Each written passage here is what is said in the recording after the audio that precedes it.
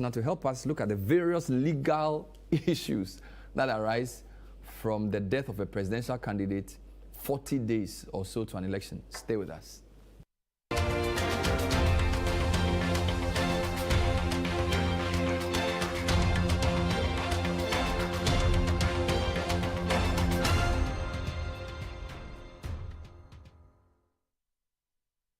Do you want a healthy smile? Are you dreaming of a beautiful and brighter smile? A professional teeth whitening service can make that dream a reality.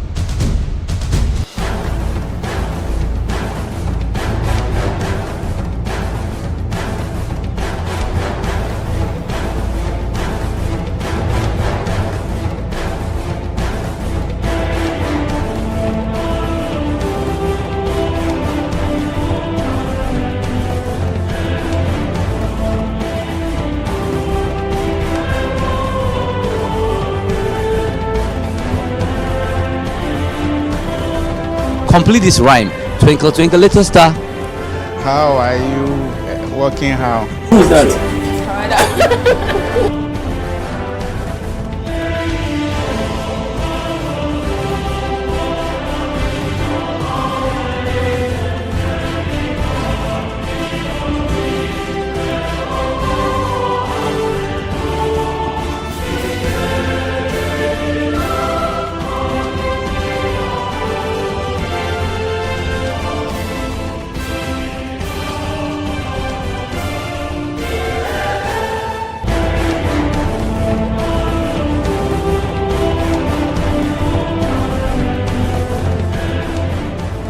Welcome to The Point of View. Welcome to Face to Face on Channel 1 Television. And hello, welcome to What the Papers Are Saying. This be football made in Ghana. It be the only pidgin show where it day on your screen, Channel 1 TV. Thank you so much. So people are late.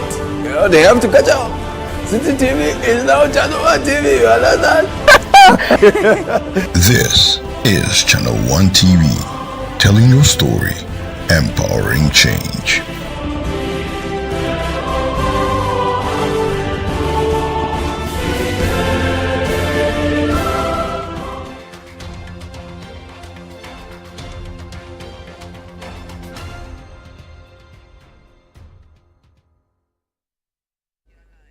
So tonight we start with the matters arising from the death of Madam Ekuadonko. I'll be speaking to lawyer Sami Daku to help us understand what is at stake and what the possible scenarios could be depending on what the party to which he belongs does. But let me start with the EC's own letter. So Samuel Tete, the deputy chairperson of the EC in charge of operations, yesterday, 29th October, sent out a press release. I'm going to read it as I see it. Death of 2024 presidential candidate, Madam Ekuadonko. The Electoral Commission has today received information on the unfortunate passing of the presidential candidate of the Ghana Freedom Party, GFP, Madam Ekuadonko. May she rest in peace. While the 1992 Constitution and the Public Elections Regulations 2020 CI 127 are not clear on processes to follow in the event of the death of a presidential candidate, Article 54 of the 1992 Constitution provides as follows, quote, where at the close of nominations, but before the election, one of the candidates dies, a further period of 10 days shall be allowed for nominations, unquote. The Commission has since informed the Ghana Freedom Party to make arrangements to nominate a new candidate and inform the Commission accordingly. In the meantime, the Commission has suspended the printing of presidential ballot papers, which was near completion. Thank you, signed Samuel Tete, Deputy Chairperson, Operations for the EC.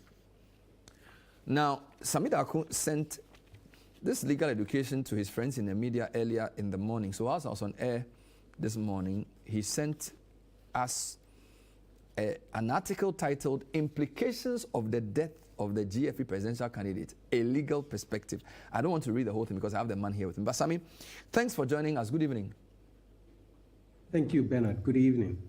So what prompted your interest in this matter to write this short legal educative piece on this matter? What about it caught your attention? First of all, two things caught my attention. The first one had to do with conversations around implication when it comes to balloting in terms of the ballot positions of the various parties. I had heard a lot of discussion that it may mean that number 8 becomes number 7, or number 13 becomes number 12. Then the second one that piqued my interest was the letter by the Electoral Commission, particularly because they make reference to the Constitution and also admit that the Constitution does not provide any guidance as to how this may be resolved. And so these are the two things that piqued my attention into this matter. If you allow me, the Electoral Commission rightly goes to the Constitution, Article 54, and they quote the provision of Article 54, which I think you've read. But they did not quote the entirety of Article 54. They ended around nominations. And if you permit me, let me quote the entire provision of Article 50, Clause 4. It says, where at the close of nominations, but before the election, one of the candidates dies, a further period of 10 days shall be allowed for nominations. And where the death occurs at any time within 25 days before the election in that constituency or unit shall be postponed for 21 days. Now, my reading of the Constitution tells me that this particular provision is not a provision for presidential candidates. Mind you, when it comes to the language of the Constitution, you will see that it talks about death of candidates. Now, when you read it further, you say that in that constituency or unit, and we do know that parliamentary elections as well as district assembly elections are what I reference when it comes to constituency or unit. And when it comes to presidential election, you will notice that it's a two double persons contest, whereas the parliamentary one is a single person contest. So for me, Article 54, it's referencing a single person contest than a double persons contest. Now, when we say a double person contest, one of them is a presidential election. And if you take Article 62(3), you notice that when it comes to a presidential election, two people are the one contesting on a single ticket. It's not one person. So you have the president, then you have the vice president. That's why if you read Article 62 to say a candidate for the office of vice president shall be designated by the candidate for the office of the president before the election of the president. And if you go to even 4, it will say a candidate shall be deemed to be duly elected as vice president if the candidate who designated him as candidate for election to the office of the vice president has been duly elected as president in accordance with the provisions of Article 63 of this Constitution. What that means is that when it comes to presidential election, there are two people on the ticket. And the framers of the Constitution were very clear in how they were going about it, so that even in the event of one person dying before the election, I'm of the considered opinion that the vice presidential candidate takes over automatically, which might not even need EC to even write to any of the parties to say, can you bring me a candidate? Because remember, if they were to have won the elections, the vice president and the president are deemed to have been duly elected. And when one dies, the other person takes over. So in this instance, if I'm reading it very well, then it should even be that the vice presidential candidate automatically should take over as the presidential candidate. Then in consultation with that political party, they could then now nominate a second person to be, say, the vice presidential candidate.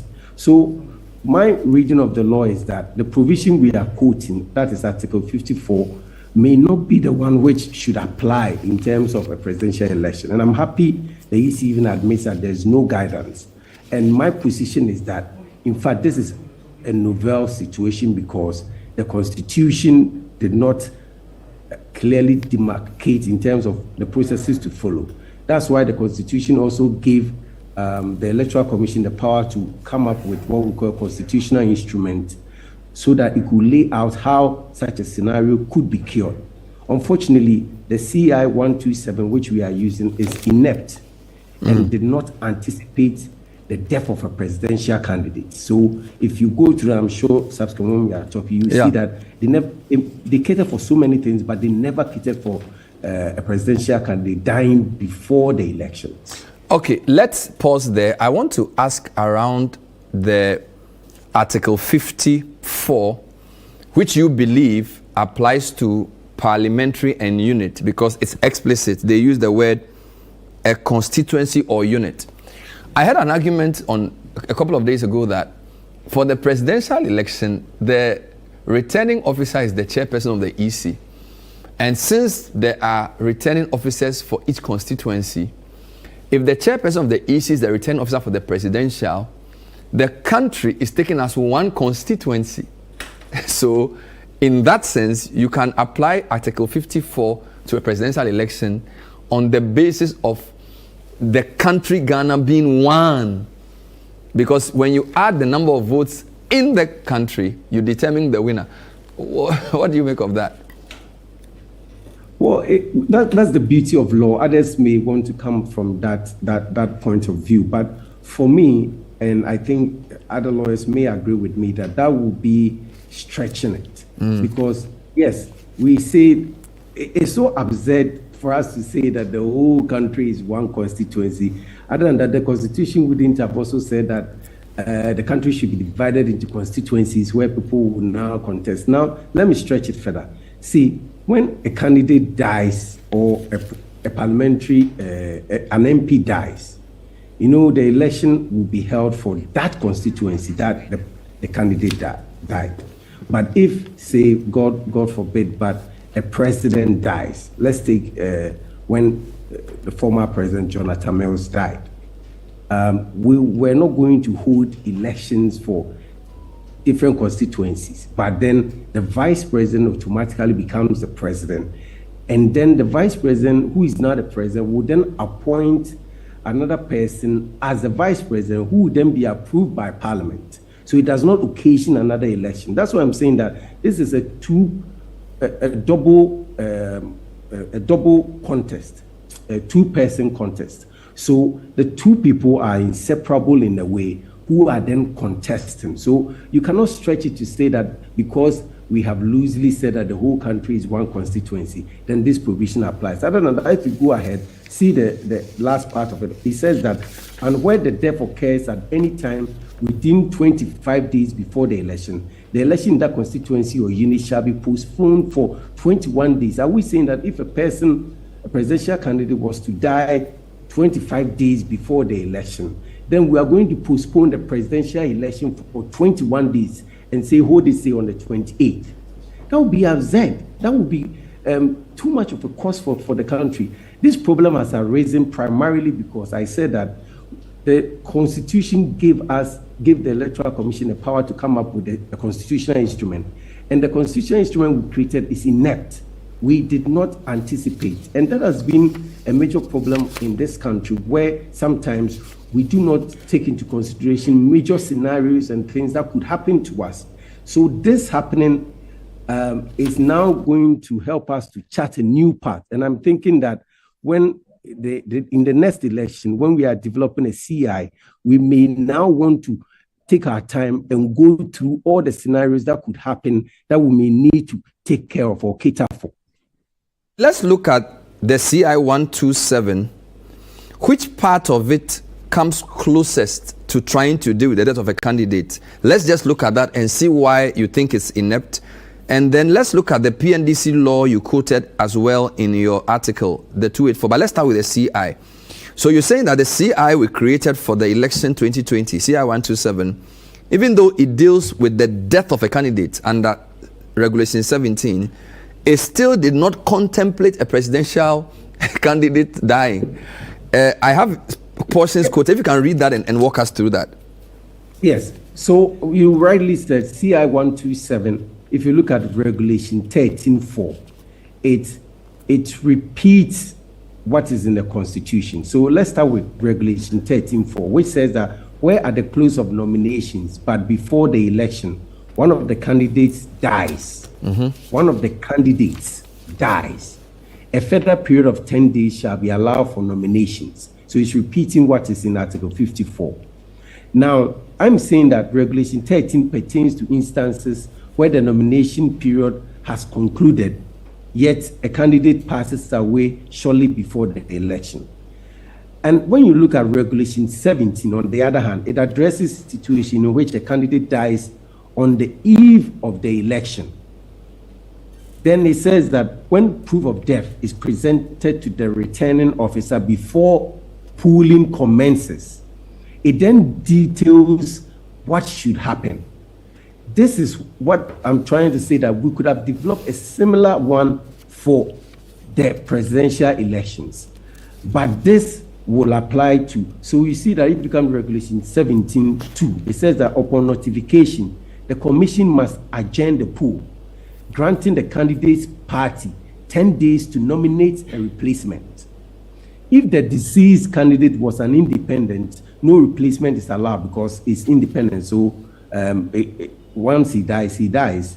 Then 4 says that if a political party nominates a new candidate, the commission shall adjourn elections in the constituency of the deceased candidate for 21 days from the date of the new nomination.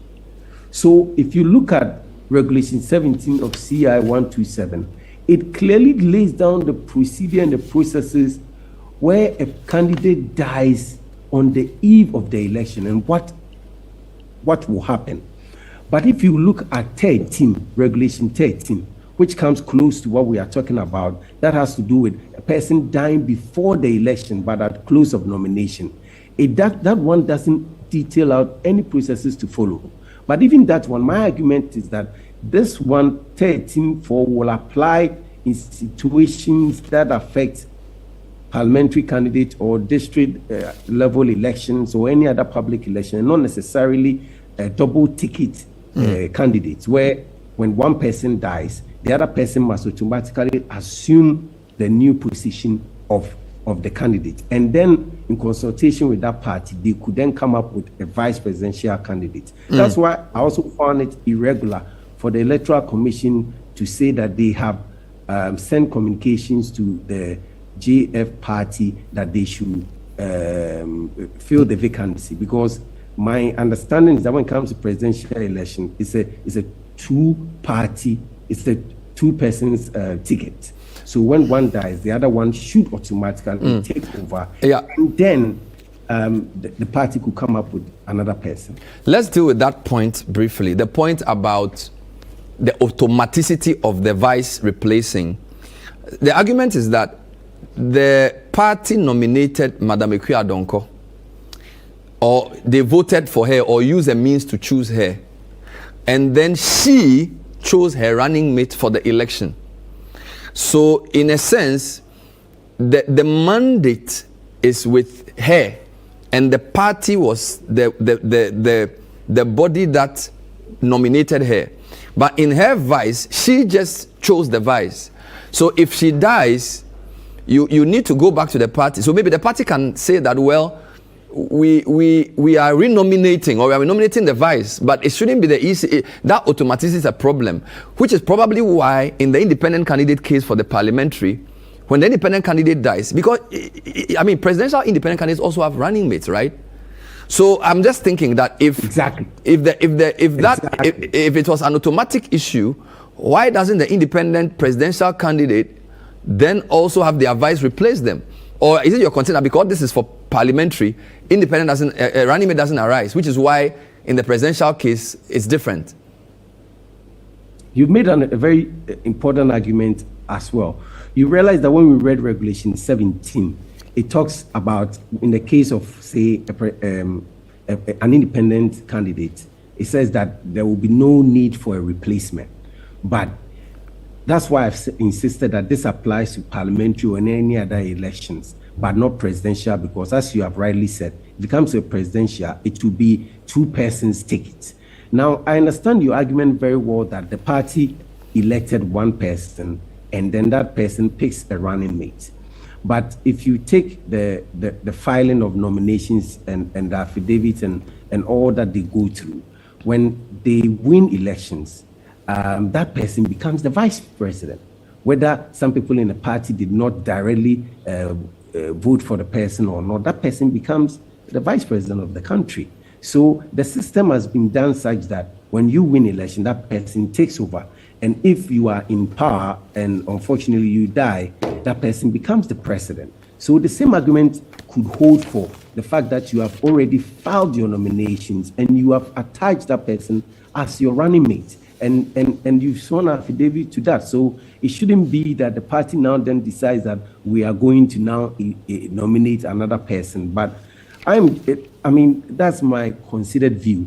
A political party may want to decide that, well, they would want to spend more money, they want to go through conflict, they want to go through all those motions and then come up with a new person. It means that they don't even trust in the vice presidential candidate to be a presidential material. That's how maybe I would look at it in terms of my way of interpreting it. But suffice that to say, I think that that shouldn't take away from the fact that I believe that currently we don't have any law or any procedure to sort of cure what has just happened. But the other important matter, maybe you were going to come to it, will be that others have said that there will be change in positions. Yeah, I want to come to that, because for that one, I think we have to move ahead, because first I'm dealing with the issue of what we must do directly.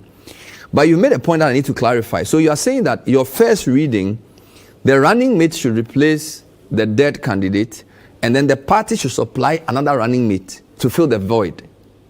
That's your first. That's your first reading of this. Because it's a two-person ticket, and when one person dies, it doesn't detract from the ticket. It doesn't nullify the ticket, because it's a two-person ticket. I must repeat. So that person now should become the presidential candidate. Then, in consultation with the party, they should also elect a running mate. I'm saying that all these are legally permissible and these have arisen because we don't have clearly laid down processes and procedure in any of But I mean, let me deal with that for 2 seconds.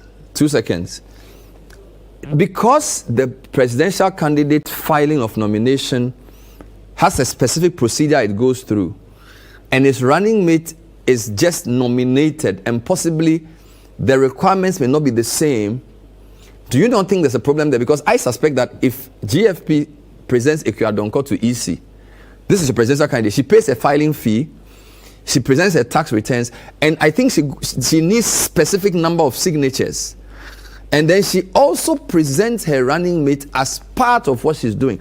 I don't think the running mate actually pays the amount, neither does the running mate need the signatures that the candidate needs. So my assumption is that the EC treats the presidential candidate as one person, and then the vice supports to make the thing complete. But once the candidate dies, even if there's an automaticity to the elevation, then the running mate must do those same filings if it requires. Do you understand my point? Because if I'm a delegate signing for... Yeah, I understand your point so well, but we'll go into the realm of absurdity, because remember, it's a two-person ticket. Okay. Everything that was done together. Okay. So all that they needed to do were done together. I must be frank that, because I've not seen what was filed, but I think that the vice presidential candidate also must show the tax returns and all those processes. And I think that both of them would have gone throughout all the constituencies across the country to get the signatures and all that. And that is why when the person becomes president, the other person automatically becomes the vice president. I think that if we look at it that way, then we will see that the two of them did it together and not a one-person show. All right. We'll take a break. When I come back, I want you to examine the possible scenarios, especially because the EC has taken a certain position, and that position means that depending on what the party does, there could be possible outcomes. So I want us to deal with that when we come back. This is the point of view. Today we are not in court, we are in a classroom, trying to understand what the potential ramifications of the death of Madame Akua Donkor, who's the flag bearer of the GFP. EC has written to the party to submit a nomination, that doesn't end the matter. We'll be right back. My guest is lawyer Samir Darko. Stay with us.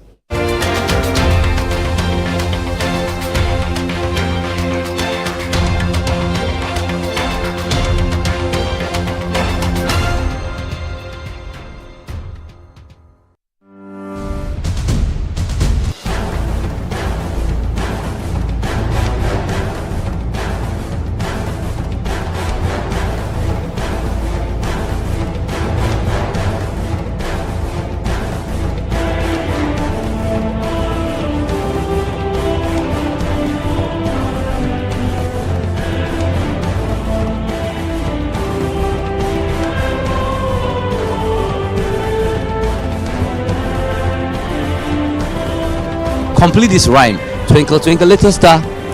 How are you working? How? Who's that?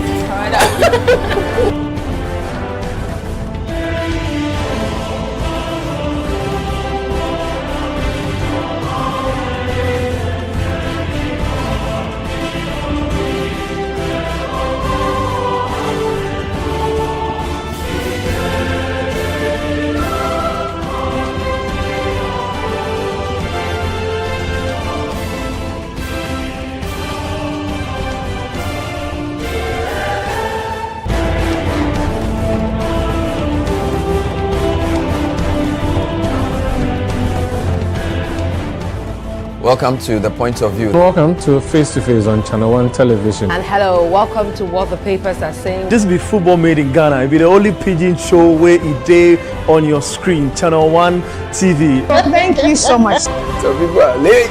You know, they have to catch up. City TV is now Channel 1 TV. You understand? This is Channel 1 TV, telling your story, empowering change.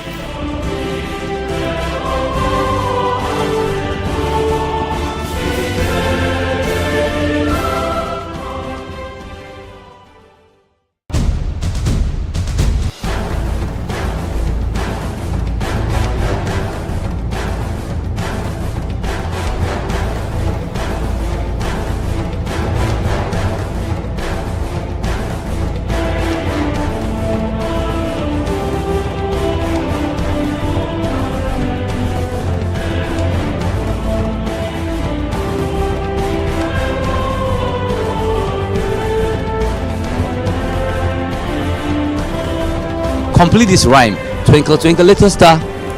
How are you working? How? Who's that?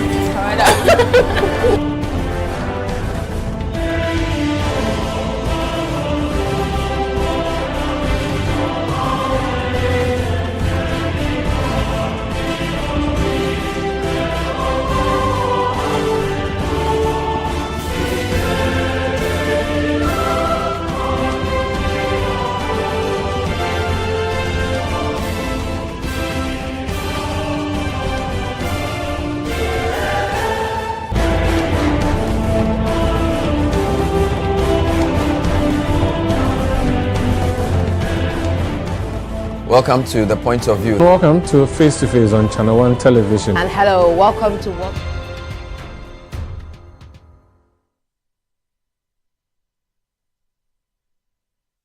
Welcome back. So the point of view tonight is dealing with a very interesting situation. Of course, the demise, unfortunate demise of Madame Ekwe-Adonkor, the flagbearer of the GFP, a couple of days ago. EC has written a press statement saying that they have informed the Ghana Freedom Party to make arrangements to nominate a new candidate and inform the commission accordingly. So that new candidate could be the running mate or it could be somebody else. Now, Samir Darko's view is that ordinarily it should have been a running mate, but EC's view seems to put the onus on the party to make a decision. Now, Samir, based on what the EC has started, it appears there are many scenarios, right? So the party could simply say, we are presenting a person. It could be the running mate or somebody else. And then the EC will do it in 10 days and quickly sort of maintain the number. What number? The number, because the party chose the number, right? So in the case there's a nomination of a candidate, the number 3 of GFP does not change, correct? The first scenario is that if they present the vice presidential candidate as the candidate, and then he, together with the party, nominates another person, what that would mean is that they could the party could remain on the same position, then the party colors and logo could be used, and together with an agreement with the EC, they could cancel the name and the picture of the deceased person, and then the election will go on. Hold on. In that scenario, the logo remains, the picture is, but the word used is cancel, because once you print a ballot paper, anything else you do to it may invalidate it, because you get my point. The ballot paper, once it comes out of the print. But this will be done together with the political parties. So the political parties will agree that when it comes to number 3, the candidature is cancelled or crossed. So if I'm coming. I'm not invalidate. What I'm saying is that can't they just leave the woman's picture there with the party logo, but we know that it's the running mate who's being voted for? Because once you tamper with, because I feel like the problem will be once the thing comes out of the printing machine, anything you do to it could compromise it. Because if there's even a dot somewhere, they could call it as a sport ballot, right? So maybe I agree with you. I agree with your scenario as well. But I'm saying that these are all scenarios, and the EC may want to begin engagement with the political parties, in my opinion. When we reach an agreement, then it no longer becomes unlawful. It becomes unlawful when some people don't agree and they are insisting that this should be done and that should be done. But that's why I said that with these scenarios, it always depends on the EC reaching an agreement with the political parties. So if scenario 1, what you said is also true. If scenario 1, instead of crossing, they decide to leave it like that, but they do know that the vice presidential candidates will now be campaigning that I am the presidential candidate and it's the same party, that could work.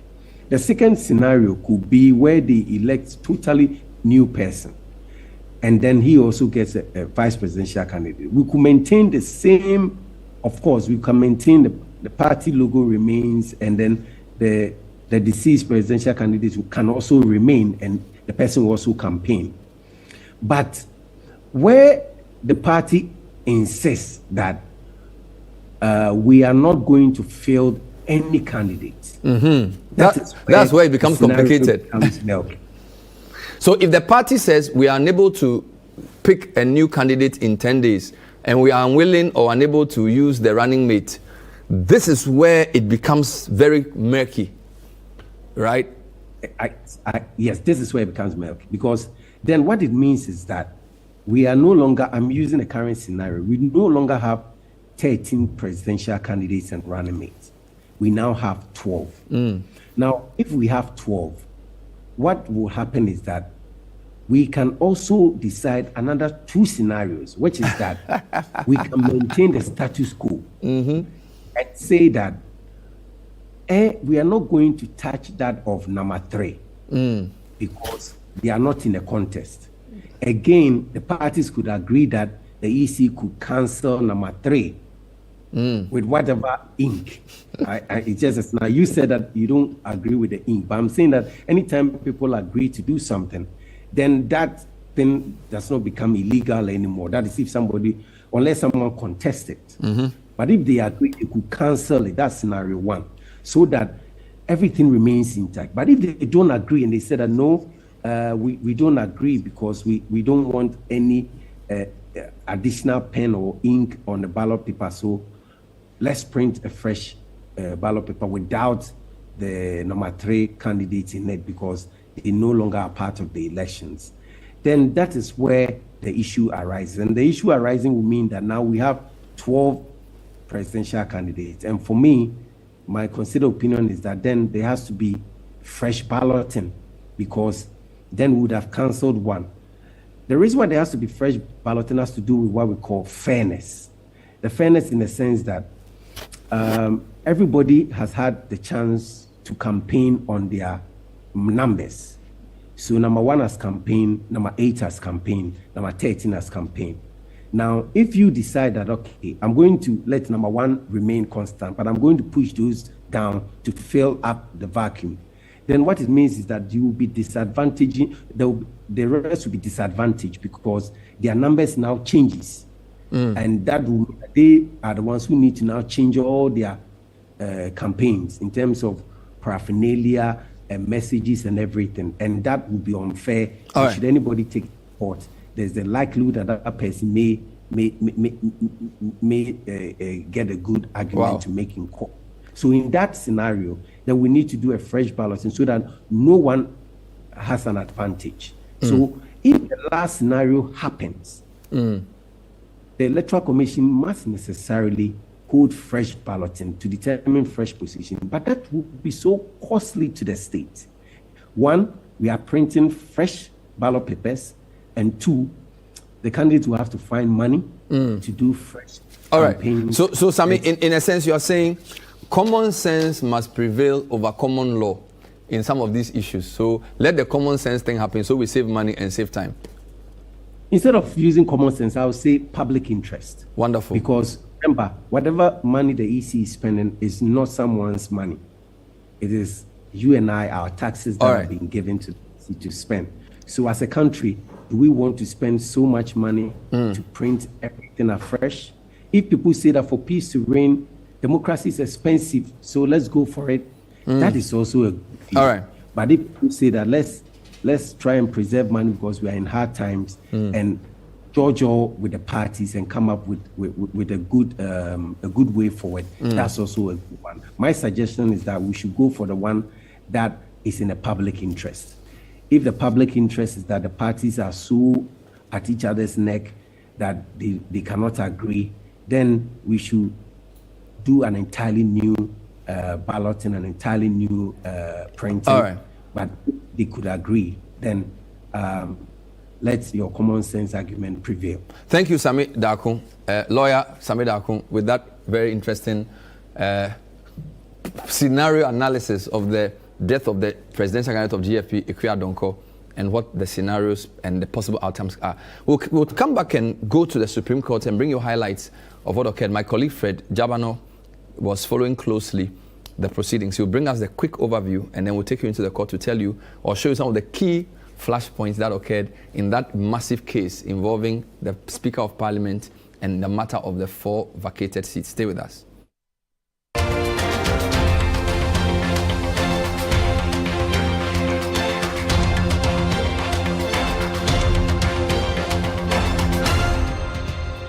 Sanlam.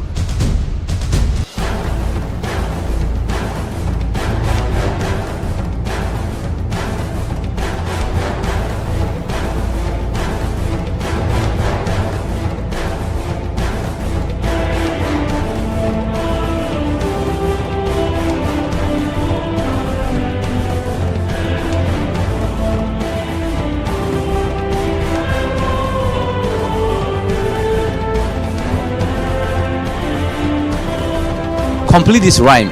Twinkle, twinkle, little star. How are you working? How? Who's that?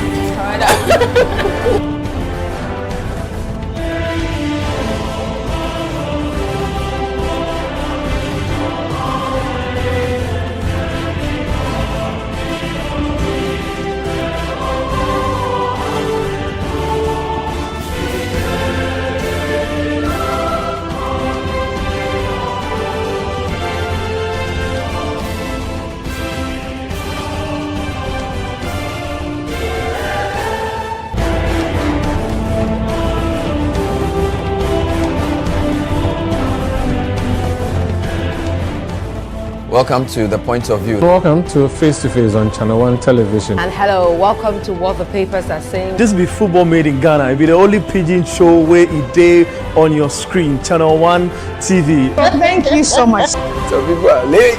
You know, they have to catch up. City TV is now Channel 1 TV. You understand? This is Channel 1 TV, telling your story, empowering change.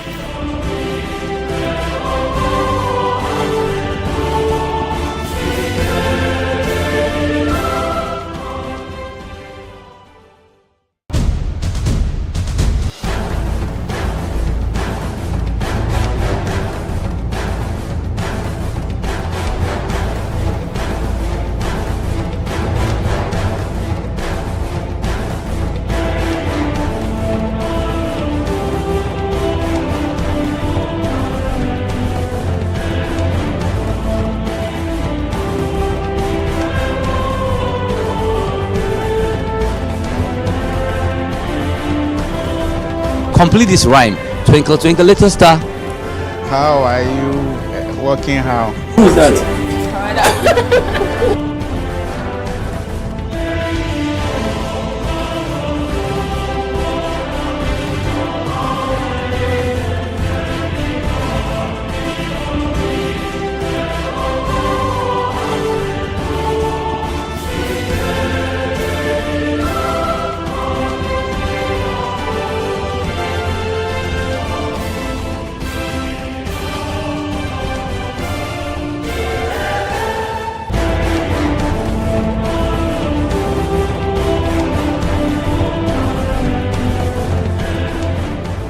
Welcome to The Point of View. Welcome to Face to Face on Channel 1 Television. And hello, welcome to What the Papers Are Saying. This be football made in Ghana. It be the only pidgin show where it day on your screen. Channel 1 TV. Thank you so much. So people are late. Oh, damn.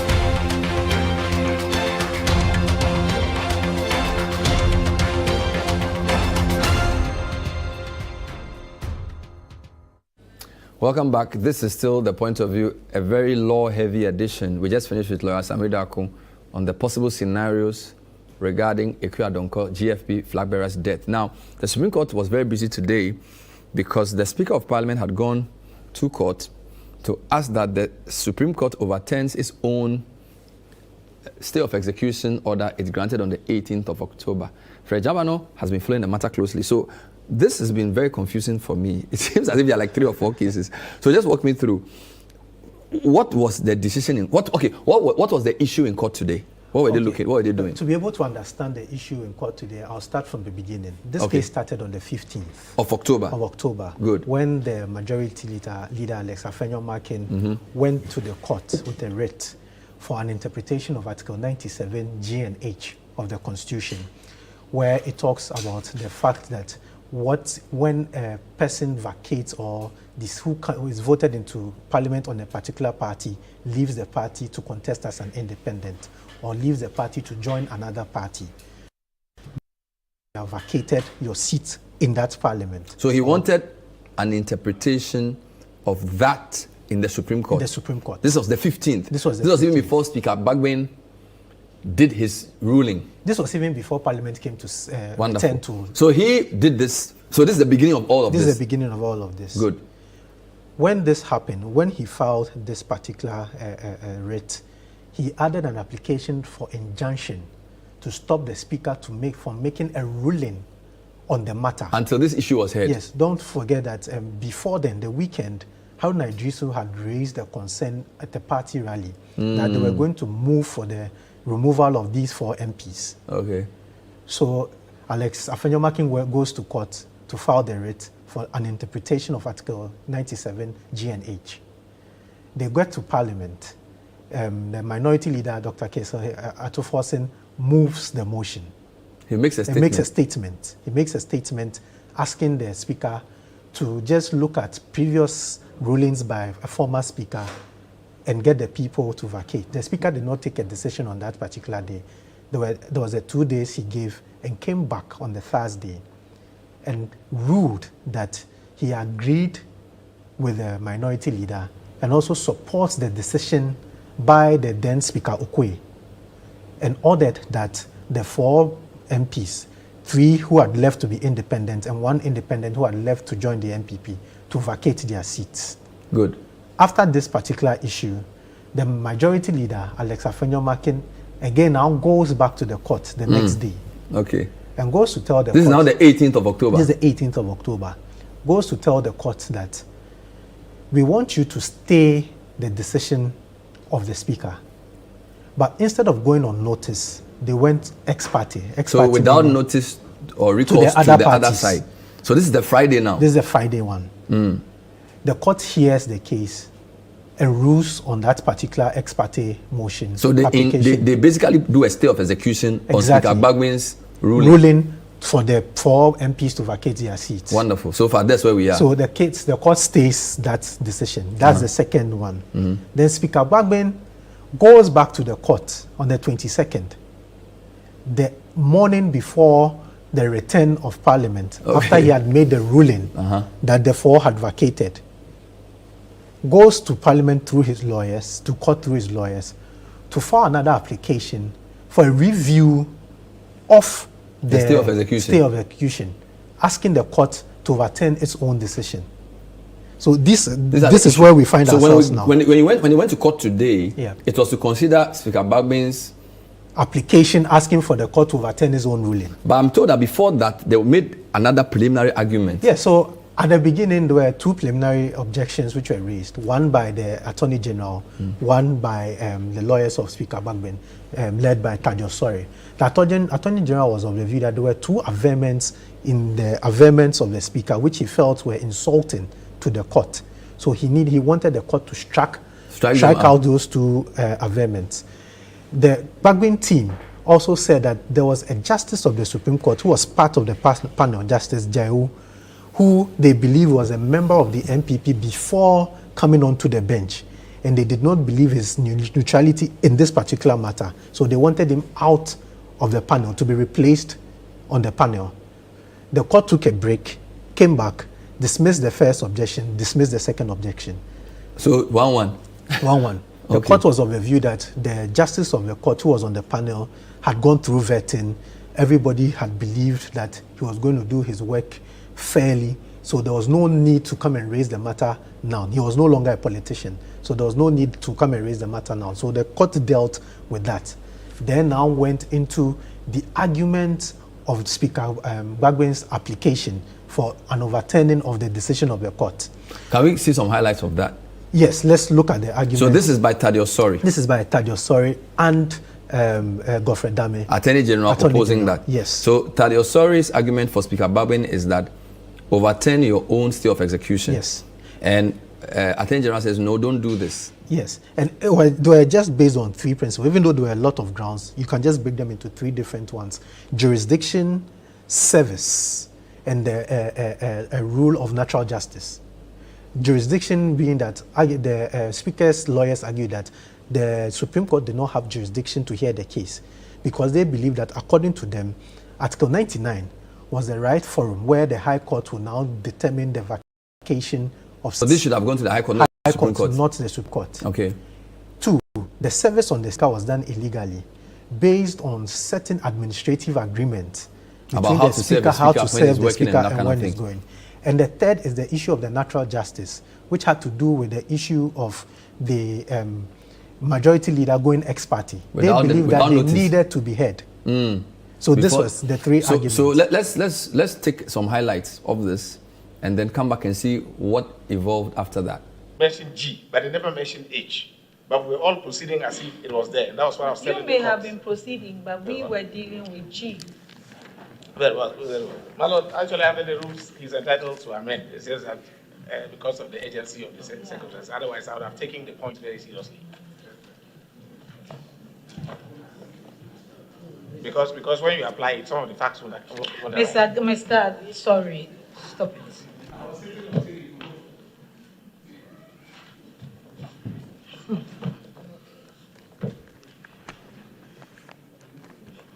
Attorney General, do you have anything to say? But it's safe to say that indeed H is very much part of the controversy, and my submissions actually alluded to H as well. But then also, of course, my lady, I'm always inclined for an expeditious determination. My lady, but the court would note that Rule 53 of CI 16, with all respect, makes provision for a hearing of the matter. My respectful view or submission is that if the plaintiff, the first defendant, will be given the opportunity of filing his case by 6th November, really, there will be nothing wrong, with all respect, if we come for a hearing on the 7th, unless 7th is not convenient to the court, and then the date for judgment can still stand. I think that in a matter of movement as this, in a matter where the public is really interested in it and all the cameras are, with all respect, it will be a little bit, if I may hesitantly use the word, incongruous for us to just adjourn straight away for judgment without a hearing, especially when same is enjoined by the rules. Thank you, Attorney General. So you will address us on the On the 7th November? On the 11th. Yes. Okay. And then we will adjourn for some hours for judgment. Because we would have had the opportunity of considering all that had been found. Very well, respectfully. That's all. Thank you very much. So that was pretty heated. Yes. So what did the court do after that then? So now the court needed to make a ruling on the matter. Mm-hmm. The court also decided to rule on the 3 main points I mentioned: jurisdiction, service and the rule of natural justice. On jurisdiction, the court indicated that they were close with the jurisdiction to hear the matter. They cited Article 2 of the Constitution, which deals with enforcement, and Article 130, which deals with the original jurisdiction of the court, and also explained that when you look at the case which was brought before them, even when you send it to the High Court, there's an issue of an interpretation which will come back to them. Which deals with 97G and H. So the case would eventually come to them. And based on that, they do have the jurisdiction to hear the case. So on the matter of jurisdiction, they dismissed the arguments of Speaker Bagbin. Now, on the matter of service, the court was of the view that administrative actions do not do not override the law or the legal processes. Per the legal processes, the Speaker can be served anytime, apart from when he is going to Parliament, in Parliament or out of Parliament. So the Speaker can be served So anytime. they disagreed with Bagwin's people on that too? What the agreement between the Speaker and the Chief Justice was just administrative. And even that, the Chief Justice went on to explain that even in the administrative statement they had issued, there was one part of it which says that it was only the Speaker who can be served on Mondays. On any other day, the Speaker can be served through the legal department of the House. So that was also addressed and dismissed. And then what about the issue of the issue of natural justice? Yeah. The court states clearly that there are sometimes when there are exceptional issues. Mm-hmm. And in this case, there was an exceptional issue in the sense that when they looked at the arguments by Majority Leader Afenyo Makin, there was a part which had to deal with people losing representation. So the constituents who would not have representation till January 2025, because they cannot hold a by-election. So they will be injured if this ruling was not stood aside while the matter was heard. Exactly. The second one was the fact that the people themselves, the members of Parliament involved in this matter, could also be injured, because if the court comes back to rule that that particular interpretation goes in their favor, they would have lost their salary, they would have lost so many things. So they'll also be injured. So in the process of waiting for the interpretation, they believe that it was only right with these exceptional issues to stay the matter. So basically, the Supreme Court says we agree with ourselves. Yes, they was it agreed the same with panel that sat on the original issue of stay of execution that sat on this, or the panel was almost different? Everyone was same panel? Not the same, but about 3 or 4 of them were changed. All right, so let's listen to what the CJ said in relation to the judgment or the ruling on this matter.